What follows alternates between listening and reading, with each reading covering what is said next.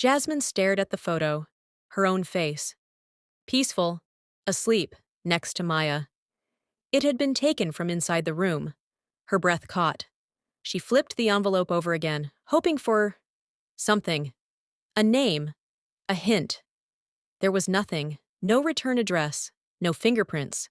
No scent. No trace. Whoever sent it was meticulous. Experienced. They knew her. And they knew how to rattle her. But Jasmine Crockett didn't rattle easily. She pulled open the loose floorboard beneath the dresser and retrieved a small worn black phone. No SIM. Satellite only. Private. Encrypted. She dialed. One ring. Then two. A familiar voice answered. Langston, it said. Calm. Sharp. You finally called, he added. She's gone, Jasmine replied, keeping her tone flat. Maya? Yes, but I don't think she just left. I think she was taken. Or worse, she's been playing me from the start. A pause.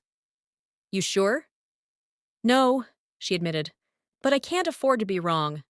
Langston sighed. This goes deeper than I thought. What do you need? Everything you can find on Marcus Shaw, and anyone tied to the codename Black Echo. He didn't ask why. Langston never asked. Give me 6 hours. But Jasmine didn't have 6 hours. Maybe not even 6 minutes. Her instincts had shifted. The air felt off. She stood, crossed the room, checked the locks again. Too late for that now. Her go-bag was under the bed, already packed. Cash. 4 IDs. 3 burner phones. 2 passports. 1 chance. She was almost out the door when she stopped. There, on the mirror. A message. Written in red lipstick. You trusted the wrong ghost. Flashback. 3 weeks earlier, Washington, D.C. Capitol Hill. Jasmine had already begun to feel the shift. Colleagues who once smiled now averted their gaze. Hallways that had felt familiar now echoed with silence. Her questions, once answered with respect, were now met with shrugs and avoidance. It began when she voted against the South Dallas redevelopment bill. It looked clean on the surface: jobs, housing, revitalization. But something didn't sit right. The numbers were off, the investors too quiet, and the money old, generational, dangerous. She voted no. And the next day, the package arrived. No return address, just a USB stick and a single note written on a yellow sticky. You're right, but you're not safe. She plugged it in, on a private laptop behind a proxy. What she found changed everything. Photos, blueprints, financial records, under-the-table deals, city officials, lobbyists, police officers. And at the center of it all, one name: Marcus D. Shaw, her former campaign strategist, gone without a trace 6 months earlier. That was the moment she stopped trusting anyone. That was the moment she began preparing to vanish.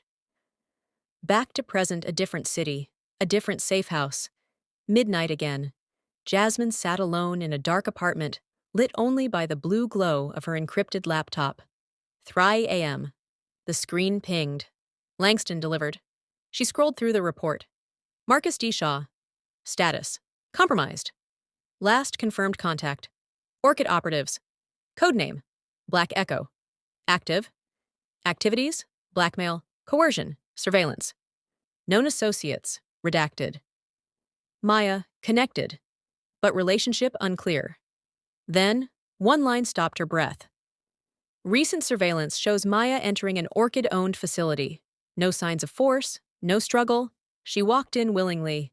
Jasmine leaned closer to the screen, reading it again. Willingly. Before she could react, the screen glitched. Static, flicker, and then, total black.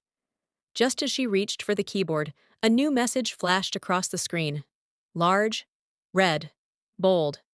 Stop digging, Jasmine, or she's not the one who disappears next. Jasmine stared at the words. Silent. Still. Then slowly, she leaned back in her chair, closed her eyes, inhaled, and smiled. Because they still didn't understand.